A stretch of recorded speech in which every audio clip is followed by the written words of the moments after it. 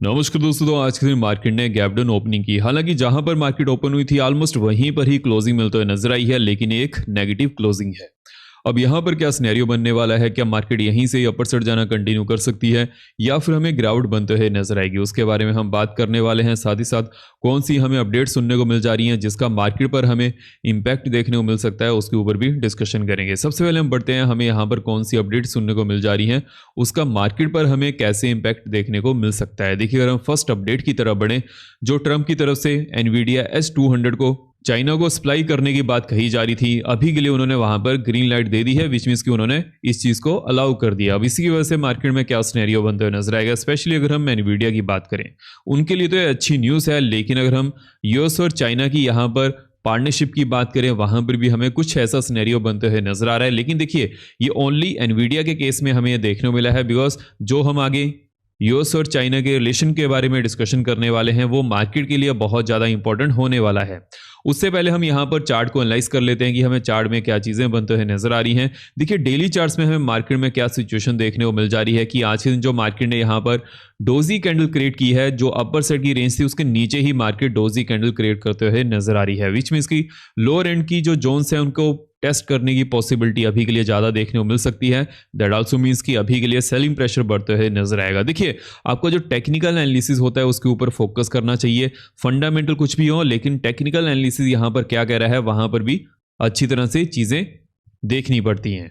अभी के लिए फंडामेंटल क्या है? फंडामेंटल देखिए पॉजिटिव नहीं है, ना ही ज़्यादा नेगेटिव है। लेकिन अगर हम टेक्निकल बेसिस की बात करें तो वहां पर नेगेटिविटी बढ़ते हुए नजर आ रही है। तो उसके बेसिस पर अगर हम यहां पर ओवरऑल सिनेरियो की तरफ बढ़ें, लोअर जोन्स को टेस्ट करने की पॉसिबिलिटी अभी के लिए ज़्यादा है। लेकिन वो कौन सी यहां पर जोन्स होंगी, अगर वो टूटती हैं उसके बाद लोअर जोन्स के टेस्ट करने की पॉसिबिलिटी ज़्यादा बनते हुए नजर आएगी, उसके बारे में हम आगे बात करने वाले हैं। लेकिन अगर हम यहाँ पर नेक्स्ट अपडेट की तरफ बढ़ें, देखिए नेक्स्ट अपडेट भी हमें चाइना की तरफ से सुनने को मिल जा रही है। जैसे कि चाइना ने रेयर अर्थ हेलमेट के ऊपर यूएसए को अलाउ नहीं किया था आज से 2 महीने पहले, लेकिन जैसे ही ट्रंप और शी की मुलाकात हुई उसके बाद रेयर अर्थ हेलमेट के ऊपर अगले 1 साल के लिए डील यहां पर हो चुकी थी, जिसकी वजह से नवंबर मंथ में रेयर अर्थ एक्सपोर्ट का जो हमें नंबर देखने को मिला है वो बढ़ते हुए नजर आया है। लेकिन देखिए, यहां पर किस चीज के ऊपर फोकस करना है। हालांकि ये meeting only she and Trump के बीच में थी, और चाइना की बात करें तो चाइना ने भी हर एक कंट्री को अपडेट किया था कि अगर हम आपको रेयर अर्थ हेलमेट एक्सपोर्ट कर रहे हैं तो आप यूएसए को एक्सपोर्ट नहीं कर सकते हैं, जिसकी वजह से क्या सिनेरियो बनते हुए नजर आ रहा था। चाइना का जो रेयर अर्थ हेलमेट एक्सपोर्ट था वो बहुत ज़्यादा कम हो चुका था। लेकिन अभी के लिए बिकॉज शी और ट्रंप के बीच में मीटिंग हो चुकी थी, उसके बाद सभी चीजें यहां पर सॉर्ट आउट होते हुए नजर आ रही थी। उसके बाद हमें क्या सिनेरियो बनते हुए नजर आया, नवंबर मंथ में चाइना का जो एक्सपोर्ट है वो भी बढ़ते हुए नजर आया है। अब देखिए, आप यहां पर सोच सकते हैं कि अगर चाइना का एक्सपोर्ट यहां पर बढ़ा है, उससे पहले कम था, क्या चाइना को यहां पर ज्यादा लॉसेस हो रहे थे? जी नहीं। देखिए, रेयर अर्थ हेलमेट को जो यूज होता है वो मोस्टली इलेक्ट्रॉनिक्स चीजों में होता है। अगर चाइना किसी को रेयर अर्थ हेलमेट एक्सपोर्ट भी नहीं करता है, उस समय उनके पास ये एडवांटेज रहती है कि जो भी वो इलेक्ट्रॉनिक्स की चीजें बना रहे हैं उनकी ज़्यादा बिक्री होगी। इसलिए चाइना बहुत बारी चीज़ें करता है कि वो रेयर अर्थ हेलमेट को यहाँ पर किसी भी कंट्री को ना दे। हालांकि हर कंट्री चाहती है कि वो डोमेस्टिकली चीज़ों को मैन्युफैक्चर करें। हाँ, कितनी कर सकती हैं, सभी की अपनी अपनी कैपेसिटी रहती है। लेकिन इसकी वजह से क्या सिनेरियो बनते हुए नजर आता है कि चाइना को अदर कंट्रीज को भी रेयर अर्थ हेलमेट को एक्सपोर्ट करना पड़ता है, और वहां पर वो पॉलिटिक्स भी खेलता है। जैसे कि ट्रंप ने चाइना के ऊपर बहुत ज़्यादा टेरिफाई किया था, उस समय चाइना ने यूएसए को रेयर अर्थ हेलमेट एक्सपोर्ट करना ही बंद कर दिया था। हालांकि अभी के लिए यहां पर सभी चीज़ें सॉर्ट आउट होते हुए नजर आ रही हैं, जिसकी वजह से मार्केट पर हमें उसका इंपैक्ट भी देखने को मिल चुका है। लेकिन अगर हम यहां पर नेक्स्ट अपडेट की तरफ बढ़ें, देखिए जैसे कि 10 दिसंबर को फेड की मीट भी शेड्यूल्ड है। अब यहां पर किस चीज़ के ऊपर फोकस करना है? मान लीजिए कि यहां पर जो फेड मीटिंग है वहां पर 25 बेसिस पॉइंट ही रेट कट होता है, लेकिन जो पॉवल की स्पीच रहती है अगर वो जरा से भी हॉकिश रहती है, मार्केट उसको नेगेटिव लेकर चलने वाली है। अगर वो डबिश रहते हैं उस समय मार्केट थोड़ा बहुत मूव कर सकती है, लेकिन कुछ ज़्यादा मोमेंटम की पॉसिबिलिटी अभी के लिए कम है। लेकिन अगर हम यहाँ पर डोमेस्टिकली मार्केट की सिचुएशन की बात करें, जैसे कि ट्रंप ने अगेन यहाँ पर अनाउंस किया कि वो इंडियन राइस के ऊपर टैरिफ ज़्यादा लगा सकते हैं। देखिए, रिसेंटली उन्होंने इस चीज़ के बारे में अपडेट किया है, उसका इंपैक्ट हमें डोमेस्टिकली मार्केट पर भी देखने को मिल जा रहा है। लेकिन अगर हम यहाँ पर ओवरऑल सिनेरियो की तरफ बढ़ें, क्या इससे कुछ ज़्यादा इंपैक्ट पड़ते हुए नजर आएगा एक्सपोर्ट में? इसकी पॉसिबिलिटी बहुत ज़्यादा कम है। देखिए, अगर यूएसए की तरफ ज़्यादा एक्सपोर्ट नहीं किया जाएगा, उस समय अरेबियन कंट्रीज में बहुत ज़्यादा चावल जाता है इंडिया से, तो वहाँ पर एक्सपोर्टर इस चीज़ को डाइवर्ट करते हुए नजर आएंगे। तो ये इस पूरा हमें यहाँ पर सिनेरियो देखने को मिल जा रहा है। लेकिन वीडियो में आगे बढ़ने से पहले वीडियो को लाइक करते जरूर जाइएगा। जो भी आपके कमेंट्स रहते हैं मैं सब कमेंट्स यहाँ पर पढ़ता हूँ। मेक श्योर कीजिएगा चैनल को सब्सक्राइब भी जरूर कर लीजिएगा और बेल कॉल पर रखिएगा सो दैट आप यहाँ पर कोई वीडियो मिस ना कर पाएं।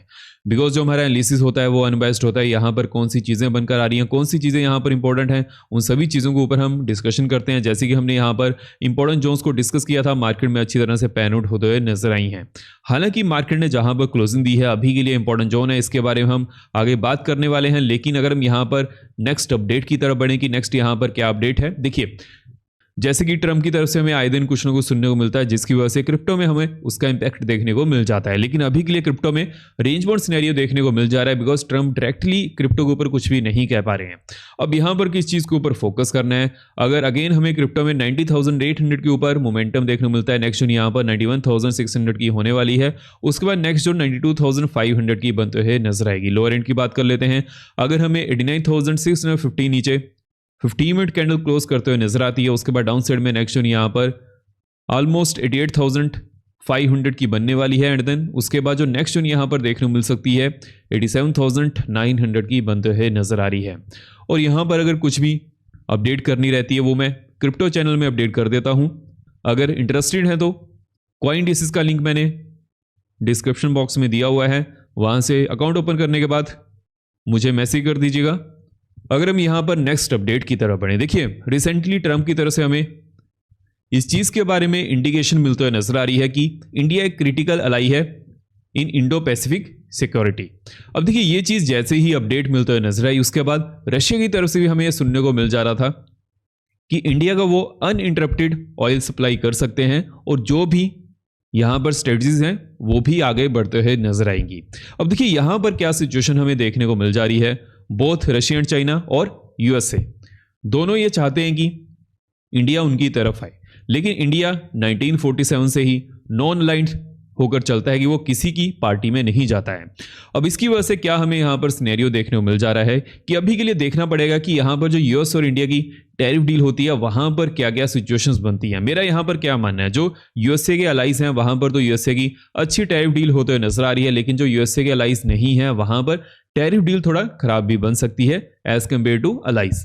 लेकिन अगर हम यहाँ पर यूएस और चाइना की डील की बात करें या फिर यूएस और इंडिया की टैरिफ डील की बात करें, अगर जितनी यूएस और चाइना की जो टैरिफ डील होती है उससे बेटर अगर इंडिया और यूएसए की टैरिफ डील होती है, जिसकी पॉसिबिलिटी ज़्यादा है, अगर ऐसा होता है तो उस समय इंडिया के लिए बेटर सिचुएशन बनते हुए नजर आएगी। बिकॉज हमें जो पूरा फोकस रखना पड़ता है वो चाइना की तरफ रखना पड़ता है कि चाइना अगर जितना यहाँ पर स्ट्रांग होगा उस समय इंडिया के लिए वो खतरा बन सकता है, और अगर इंडिया यहां पर स्ट्रांग होगा उस समय वो चाइना को काउंटर भी कर सकता है।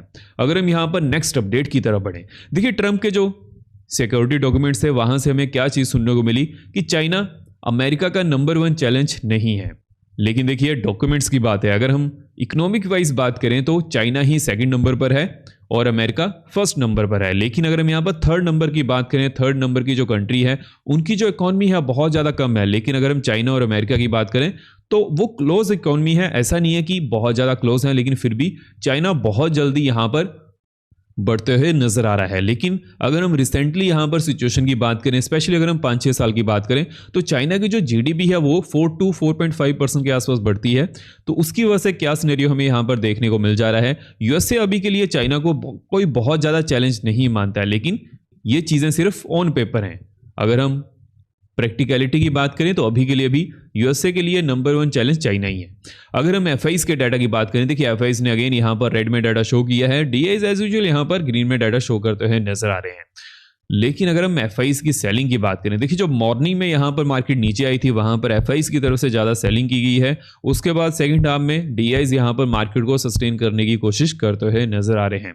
लेकिन अगर हम यहाँ पर यूएस मार्केट की बात करें कि अभी के लिए यूएस मार्केट में क्या सिचुएशन बनने वाली है, देखिए जो यूएस मार्केट में फेड मीट है, एफओएमसी मीट है, उसके ऊपर पूरा फोकस होना चाहिए। बिकॉज अगर फेड 25 बेसिस पॉइंट ही रेट कट करता है और उस समय पॉवल की जो स्पीच है वो डबिश रहती है, उस समय मार्केट के लिए ये बेटर सिचुएशन बन सकती है। लेकिन अगर रेट कट भी होते हैं बट जो पॉवेल की स्पीच रहती है अगर वो डबिश रहती है, उसके बाद मार्केट उसको कोई ज़्यादा अच्छा लेकर चलने वाली नहीं है। तो इस चीज़ के ऊपर फोकस करना है। जैसे ही यहाँ पर कोई नई अपडेट आती है वो तो चलिए हम डिस्कस करने वाले हैं, लेकिन अब यहाँ पर कौन सी इंपॉर्टेंट जोन्स होने वाली हैं उसके बारे में बात कर लेते हैं। देखिए मार्केट ने कहाँ पर क्लोजिंग दी है, 25,840 के आसपास, और ये जोन हमने डिस्कस भी की थी 840 टू 875 की मार्केट जब भी इस जोन में आएगी तो रेंज बाउंड होने की कोशिश कर सकती है। लेकिन जैसे ही मार्केट इस जोन को निकालेगी उसके बाद यहाँ पर जो नेक्स्ट जोन है उसके टेस्ट करने की पॉसिबिलिटी भी ज़्यादा देखने को मिल सकती है। लेकिन अगर हम यहाँ पर इस समय मार्केट की सिचुएशन की बात करें, अगर मार्केट अगेन अभी के लिए 850 के ऊपर जाती है उसके बाद मार्केट यहाँ पर 875 के आसपास रेजिस्टेंस फेस कर सकती है। लेकिन अगर 875 के ऊपर मार्केट जाती है, नेक्स्ट जोन यहाँ पर 915 टू 925 की होने वाली है। उसके बाद जो नेक्स्ट जोन यहाँ पर बनते हुए नजर आ रही है 990 टू 26,015 की देखने को मिल सकती है। अभी के लिए जो इमीडिएट यहाँ पर एक बड़ी रेजिस्टेंस जोन है वो यही जोन बनते हुए नजर आएगी। इसको जोन को तोड़ना अभी के लिए मार्केट के लिए कुछ ज़्यादा पॉसिबिलिटी बनते हुए नजर नहीं आ रही है इन द नियर टर्म। हालांकि अगर हम यहाँ पर लोअर एंड की बात करेंगे, लोअर एंड में कौन सी इंपॉर्टेंट जोन्स होने वाली हैं, अगर मार्केट 815 के नीचे गैप डाउन ओपन करती है, डाउन साइड में नेक्स्ट जोन यहाँ पर 25,765 की होने वाली है। उसके बाद नेक्स्ट जोन 25,705 टू 690 की बनते हुए नजर आ रही है, एंड देन 630 टू 615 की नेक्स्ट जोन देखने को मिल सकती है। बैंक्स की बात कर लेते हैं। देखिए बैंक्स में क्या सिचुएशन देखने को मिल जा रही है। देखिए बैंक्स ने कहां पर क्लोजिंग दी है, 59,222 250 की जोन में। अगर मार्केट 250 के ऊपर ओपन करती है, नेक्स्ट जोन यहाँ पर 400 की बनने वाली है। उसके बाद नेक्स्ट जोन 565 की देखने को मिल सकती है, एंड देन 680 की नेक्स्ट जोन बनते हुए नजर आ रही है। लोअर एंड की बात कर लेते हैं। देखिए लोअर एंड में अगर मार्केट मान लीजिए कि 220 के नीचे ही ओपन करती है, उसके बाद नेक्स्ट जोन यहाँ पर 59,130 की होने वाली है, एंड देन 58,960 की नेक्स्ट जोन बनते हुए नजर आ रही है, एंड देन उसके बाद 58,825 की नेक्स्ट जोन देखने को मिल सकती है। लेकिन अगर हम सेंसेस की बात करें, बिकॉज सेंसेस की एक्सपायरी भी आने वाली है, तो यहाँ पर किस जोन के ऊपर फोकस करना है। अगर मान लीजिए कि सेंसेस यहाँ पर 84,700 के ऊपर ओपन करता है, नेक्स्ट जोन यहाँ पर ऑलमोस्ट 830 टू 850 की देखने को मिल सकती है। उसके बाद नेक्स्ट जोन यहाँ पर 850 के ऊपर अगर मार्केट जाती है तो 85,000 टू 85,025 की देखने को मिल सकती है। लोअर एंड की बात कर लेते हैं। आप देखिए लोअर एंड में यहाँ पर किस चीज़ के ऊपर फोकस करना है, 650। अगर मार्केट 650 के नीचे ओपन करती है, उसके बाद नेक्स्ट जोन यहाँ पर 525 की होने वाली है। उसके बाद नेक्स्ट जोन यहाँ पर 425 टू 375 की देखने को मिल सकती है। हालांकि यहाँ पर सिर्फ एक चीज़ के ऊपर फोकस करना है कि थोड़ा वेट एंड वॉच करना पड़ेगा, बिकॉज जब भी मार्केट नीचे आएगी तो यहाँ पर सपोर्ट लेने की कोशिश कर सकती है। और जो ये 425 टू 375 की जोन है, यहाँ पर एक बड़ी सपोर्ट जोन है। लेकिन अगर ये सपोर्ट जोन टूटती है on the 15 minute time frame, उसके बाद नेक्स्ट जोन यहाँ पर ऑलमोस्ट 165 की बनते हुए नजर आ रही है। हालांकि इसकी पॉसिबिलिटी थोड़ा कम लग रही है। मार्केट यहाँ पर रेंज बाउंड होने की पूरी कोशिश करेगी, बट अगर ट्रम्प की तरफ से हमें अगेन कुछ ना कुछ सुनने को मिलता है, उसका इम्पैक्ट तो पड़ते हुए नजर आएगा। तो यहाँ पर किस चीज़ के ऊपर फोकस करना, जो भी हमने यहाँ पर इंपॉर्टेंट जोन्स को डिस्कस किया है, जो भी इंपॉर्टेंट अपडेट को डिस्कस किया है, उसके ऊपर फोकस करिएगा। अगर कुछ भी चीज़ें समझ में नहीं आई हैं, फिर से देखिएगा, चीज़ें क्लियर हो जाएंगी। अब हम मिलते हैं नेक्स्ट वीडियो में। आई होप आपको वीडियो फिर मिलेगी हो। जय हिंद।